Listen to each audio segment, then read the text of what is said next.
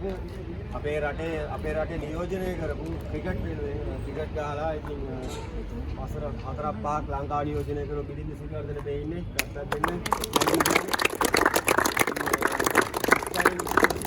පළවෙනි වතාවට තමයි මම හිතන්නේ ශ්‍රී ලංකා නැෂනල් ප්ලේයර් කෙනෙක් ඉතාලියට පැමිණියේ. ඉතින් නාපෝලි වලට විශේෂයෙන්ම නාපෝලි වලට මම හිතා නාපෝලියට නෙමෙයි ඉතාලියටම. ඉතින් නැෂනල් ප්ලේයර් කෙනෙක් ඇවිල්ලා මෙහෙම දෙයක් කරන්නේ පළවෙනි වතාවේ. ඉතින් ඕගොල්ලෝ ගොඩාක් වාසනාවන්තයි. නැෂනල් ප්ලේයර් කෙනෙක් අද දවසේ ඕගොල්ලෝ ඉස්සරහා ඉන්නවා. ඉතින් මෙයා අපි දෙන්න පොඩි කාලේ එකට ක්‍රිකට් ගහපු දෙන්නෙක්. අපි දෙන්න ඉංග්ලන්ඩ් සෙල්ලම් කරා එකට. මෙයා නැෂනල් ගහුවා ඊට පස්සේ. ඉතින් මෙයා ගොඩාක් ක්‍රිකට් ගහපු කෙනෙක් ලෝකෙ වටේම. දැනට මම හිතන්නේ ලෝකේ තියෙන සෑම ක්‍රිකට් ගහන රටකම ක්‍රිකට් ගහපු කෙනෙක්. ගොඩාක් බුද්ධියක් තියෙන, නොලෙජ් එකක් තියෙන, බැටිං බෝලිං සම්බන්ධයෙන් ලංකාවට වෙච්ච හොඳ ඕල් රවුන්ඩර් කෙනෙක්. ඉතින් ඕගොල්ලෝ අද මෙයාගෙන් මෙයා ඉන්නේ ටික කාලයයි මේ. එතකොට දැන් තව මේ කියන්නේ මෙහි ඉන්නේ පොඩි කාලයක්. මේ පොඩි කාලේ හරි මෙයාගෙන් මොන හරි ඕගලන්ට ඇඩ්වයිස් එකක් ඒ දෙන ඇඩ්වයිස් එක නැෂනල් ප්ලේයර් කෙනෙක් විදියට. මොකද නැෂනල් ප්ලේයර්ස්ලා මෙහෙට එනවා අඩුයි. එතකොට අපිටත් වඩා මෙයාට තියෙනවා ජාත්‍යන්තර වැඩිපුර අත්දැකීම් ක්‍රිකට් එකේ ඉස්සරහට ගිහිල්ලා. එතකොට දැන් ක්‍රිකට් ගහන එක ළමයි දැනගන්න ඕනේ පොඩි කාලෙම ක්‍රිකට් පටන් ගද්දී ඇයි අපි ක්‍රිකට් ගහන්නේ කියන එක. තේරෙනවද? අපි ක්‍රිකට් ගහන්නේ ක්‍රිකට් වලින් තැනකට යන්නද? ප්‍රොෆෙෂනල් ක්‍රිකටර් කෙනෙක් වෙන්නද? නැත්නම් ක්‍රිකට් ගහන්නේ තාත්තගේ බල කිරීමටද? තේරෙනවද? තාත්තා ක්‍රිකට් ගහන්නින්ද ක්‍රිකට් ගහනවද? නැත්නම් මම ආසද ක්‍රිකට් ගහන්න? තේරෙනවද? වෘත්තියක් කරගන්නවද ක්‍රිකට් ගහන්න? නැත්නම් ඉරිදට නිකන් විනෝදයට ක්‍රිකට් ගහනවද කියන එක ඕගොල්ලෝ තේරුම් ගන්න ඕනේ ඉස්සල්ලාම. ඉතින් මිලින්ද මහත්මයාගෙන් ඕගොල්ලන්ට දැනගන්න පුළුවන් ඉතින් එයාගේ අත්දැකීම්. ඉතින් අපි මිලින්ද මොනහරි පොඩි අයට දෙන්න ඔයාට කියන්න තියෙන දේවල්. ඉතින් මේ ඒගොල්ලෝ අඩු පහසුකම් මේ යටතේ බොහොම අමාරුවෙන් මේගොල්ලෝ ට්‍රේන් වෙනවා මෙතන. ඉතින් ගොඩක් අපේ අමිලා අයියා මේ කෝච් අපේ විස්තයල ඔක්කොම මේක හොඳට කරගෙන යනවා. ඉතින් මේ ඉන්නේ කට්ටිය අනාගතේ මෙහෙ. ඉතින් මිලින්ද ඔයාට thank you මාව ගෙන්නුවට මුලින්ම මේ චාලි වගේ මේ ඔයගොල්ලන්ට හොඳ ඔපචුනිටි එකක් තියෙනවා මෙහි ක්‍රිකට් එකේ ඉස්සරහට යන්න. මම දකින්න විදියට මොකද මේ පටන් ගෙම්ම හින්දා ඔයාලා වගේ තමයි මාත් පටන් ගත්තේ මේ වගේ පොඩි තැනකින් පොඩි ස්කෝල් එකකින්. ඉතින් මේ ඔයගොල්ලන්ට මට වඩා ෆැසිලිටිස් තියෙනවා මෙතන සෙල්ලම් කරන්න මම හිතන විදියට. අපිට තිබ්බ කාලට වඩා. ඉතින් මේ හොඳ chance එකක් තියෙනවා ඔයගොල්ලන්ට කරන දේ හරියට කරන්න. මේ කරන ප්‍රැක්ටිස් එක දවසක් හෝ දෙකක් ඒක හරියට කරන්න උනන්දුවක් තිබ්බොත් ඔයාලා හිතන්නේ නැති තැනකට යන්න පුළුවන් ඕගොල්ලෝ. අපි මම හිතුවෙත් නෑ පොඩි කාලේ මේ වයසේ මම හිතලා නෑ මේ මම නැෂනල් ටීම් ගහනවා කියලා. හැබැයි පොඩි කාලේ බේසික්ස් ටික හරියට කරොත් පොඩි කාලේදී ඒ ටික හොඳටම කරොත් මම හිතන්නේ ලොකු දුරක් යන්න පුළුවන්. දැන් ඔයගොල්ලෝ දන්නද පැතුම් නිස්සංක? දන්නව නේද? එයා හිටියා මට වඩා ගොඩාක් බාලයි.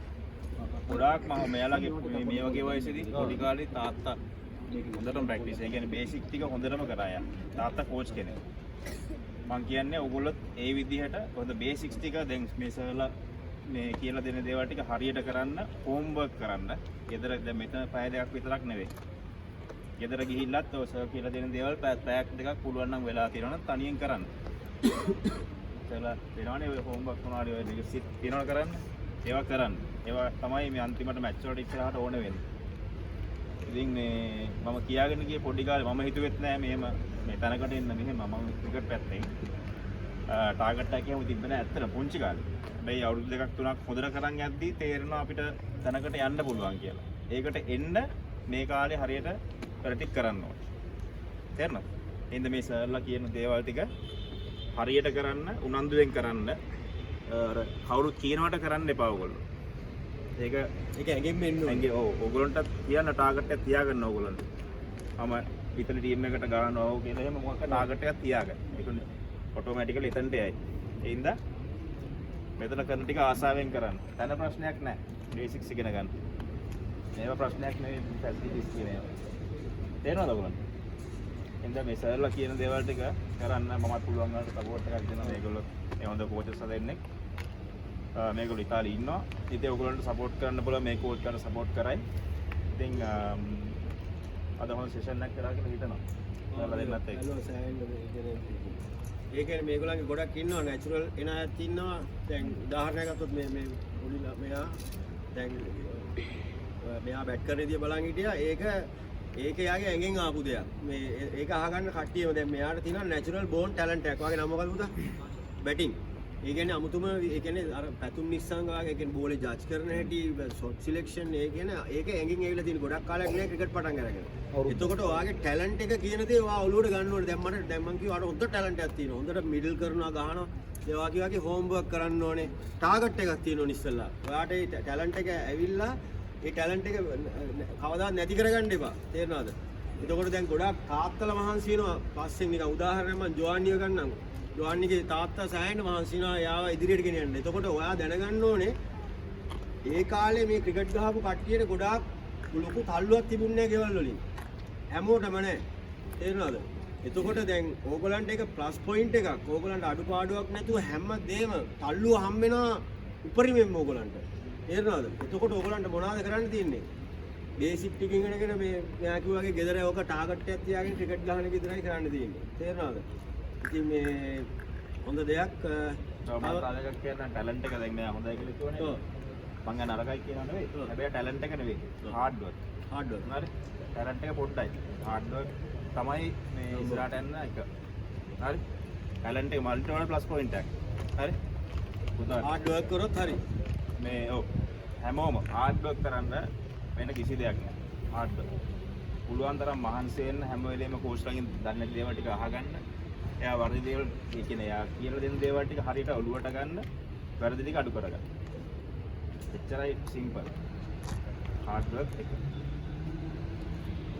right මොනවා හරි කියන්නේ. ඒ ඉතාලියේ ඉස්සර අපි ගොඩක් කෙනෙක් හිතාගෙන හිටියේ ෆුට්බෝල් නේ මේ වගේ ඉස්සෙල්ලා හිතා ගොඩක් නේ මේ ෆුට්බෝල් තමයි ඉතාලිය ගුවාම ඕන කෙනෙක් දැන් හැබැයි ඉස්සර වගේ නෙමෙයි දැන් ක්‍රිකට් එක කියන එකත් ඉතාලිය ගොඩක් දුරට උඩ ඇවිල්ලා තියෙනවා. මොකද 2026 T20 World Cup එකේ ශ්‍රී ලංකාවේ ඉතාලි නැෂනල් සයිඩ් එක. ඉතින් තව ඉස්සරහට ওই මේ ළමයින්ගේ තමයි ඉස්සරහ අවස්ථාවක් නෙවෙයි නේද?